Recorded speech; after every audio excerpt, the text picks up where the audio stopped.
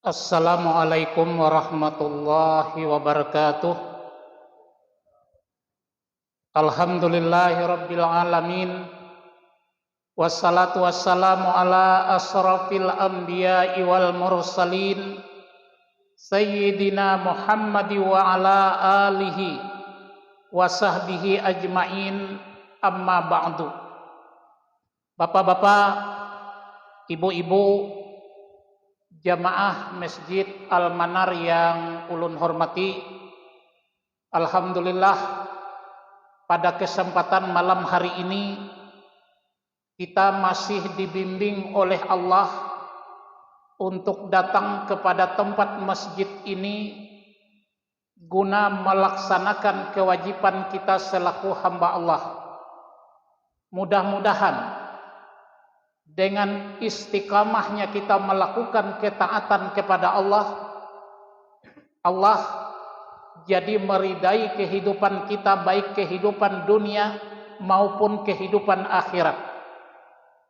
Apabila kita berbicara ilmu pengetahuan, saya sering mengibaratkan dengan orang menyelam ke dasar laut. Semakin dalam laut yang ia selam, maka semakin banyak kerang dan mutiara yang begitu indah yang ia temukan. Begitu juga dengan orang yang mempelajari ilmu pengetahuan. Semakin banyak kita mengkaji ilmu agama, maka semakin banyak yang tidak kita ketahui.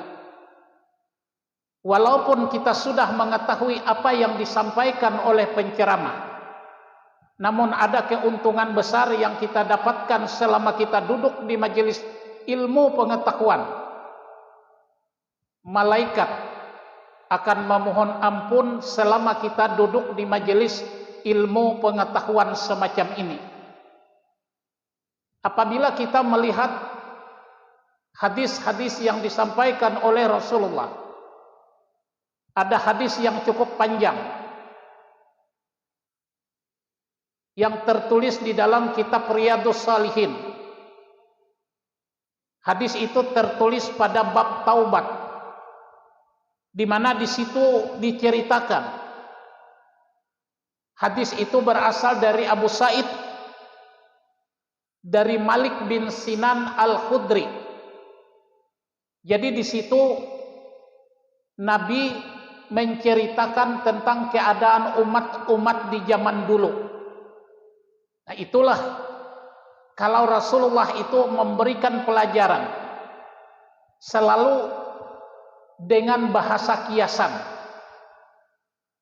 Artinya tidak tembak langsung. Rasulullah mengambil pelajaran dari sejarah umat-umat yang terdahulu. Jadi dalam hadis itu Rasul menceritakan bahwa di zaman dulu katanya ada seseorang yang telah membunuh 99 manusia dengan tangannya sendiri. Maka timbul keinginan untuk dia bertaubat atau memohon ampun kepada Allah. Namun untuk bertaubat dan memohon ampun kepada Allah tersebut, dia tidak tahu caranya, bagaimana caranya ingin bertobat atau memohon ampun terhadap Allah karena dosanya telah membunuh 99 nyawa manusia. Maka berjalanlah orang tersebut untuk bertanya, mencari seseorang yang lebih mengetahui tentang ilmu agama. Maka dia mendatangi seorang rahib. Fadullu ala rahib. Dia bertanya kepada seorang rahib, wahai rahib, aku ini punya problem besar, punya dosa yang cukup besar dan banyak. Ujar rahib, dosa apa nang ikam lakukan? Ujarnya, aku telah membunuh 99 manusia. Oh, ujar rahib itu, tiada maaf bagimu karena dosa kamu terlalu besar. Tuhan tidak mungkin mengampuni kamu. Maka langsung emosi orang tersebut naik.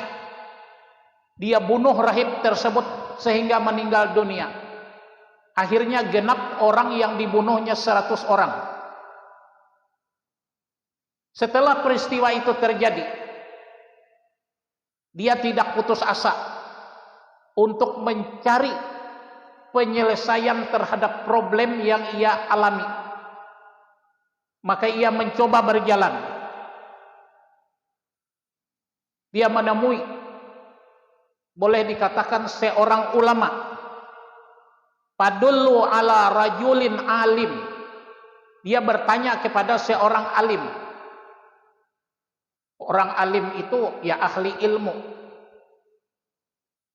Ujarnya menyambat si alim, aku ini membunuh 100 manusia. Apa ada jalan, luangan untuk Tuhan mengampuni aku?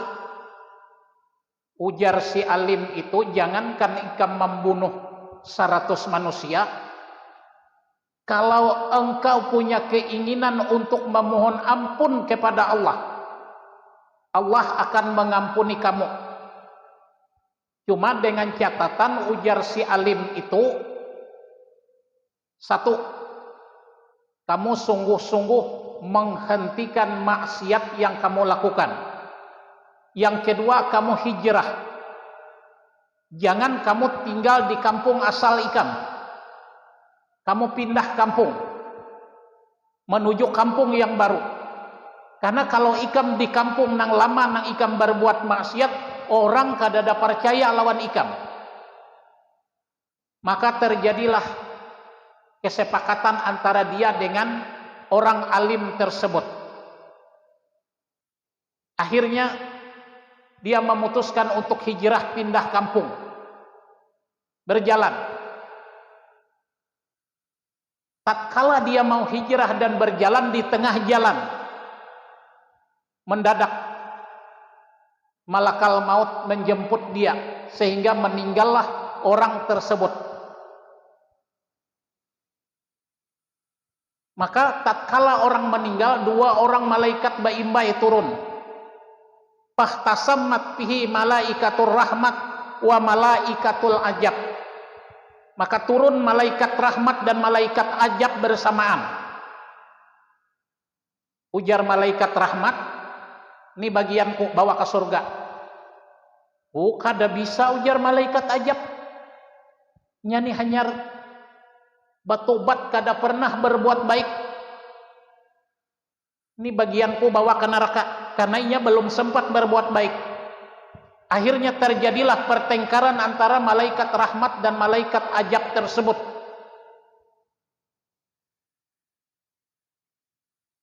Faqalat malaikatur rahmat, maka ujar malaikat rahmat, ini ku bawa ke surga. Wa qalat malaikatul ajab, ujar malaikat nang saikungnya, nang aku bawa ke neraka. Maka singkat cerita, akhirnya Tuhan mengutus 1 orang malaikat untuk menjadi wasit terhadap perkara tersebut. Jadi ujar malaikat nang turun, kayak ini aja, mun buhan ikam bertengkar kada habis-habisnya. Ukur kampung nang inya maksiat lawan kampung nang ditujunya, diukur supaya adil. Maka diukurlah ceritanya dari kampung nang inya maksiat dengan kampung yang dituju. Ternyata posisinya pas berada di tengah. Cuma dadanya mereng sedikit ke arah kampung yang inya mau hijrah. Jadi ujar malaikat nang turun menjadi waksit itu, wahai malaikat rahmat, ambil, bawa, karena dadanya mereng ke kampung yang ia mau hijrah tersebut. Dari cerita tersebut menggambarkan kepada kita bahwa kita manusia, makhluk yang dhaif, makhluk yang selalu lemah, makhluk yang selalu maksiat. Tetapi kalau kita memohon ampun kepada Allah, Allah akan mengampuni dosa-dosa kita. Nah, jadi kalau kita mau memohon ampun kepada Allah ada 4 syarat. 3 syarat yang berkaitan dengan Tuhan, 1 syarat yang berkaitan dengan manusia. Syarat yang pertama, apabila kita ingin bertobat kepada Allah terhadap apapun kesalahan kita, kita sungguh-sungguh di dalam hati menghentikan maksiat. Maksiat ini banyak kelompoknya. Maksiat jahir dan maksiat batin. Maksiat jahir itu ada maksiat mulut, maksiat telinga, maksiat mata. Ada maksiat yang namanya maksiat batin, yaitu i'tikad, menyekutukan Tuhan, khianat, iri, dengki, hasud. Itu ngarannya maksiat batin. Jadi nang ingin kita hentikan, apakah maksiat jahir maupun maksiat batin, bujur-bujur kita tidak mengulanginya. Maka batin ini nang paling berbahaya. Apalagi penyakit iri dan dengki dengan sesama makhluk Tuhan.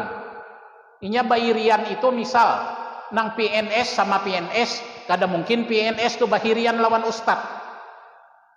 Nang ustad sama ustad juga baca cakutan. Nang pedagang lawan pedagang juga, nang politisi lawan politisi. Karena kada mungkin pedagang lawan politisi nang saling khianat mengkhianati. Nah, jadi penyakit batin semacam ini perlu kita hilangkan. Yang kedua, syarat kita memohon ampun kepada Allah harus menyesal terhadap perbuatan yang pernah kita lakukan.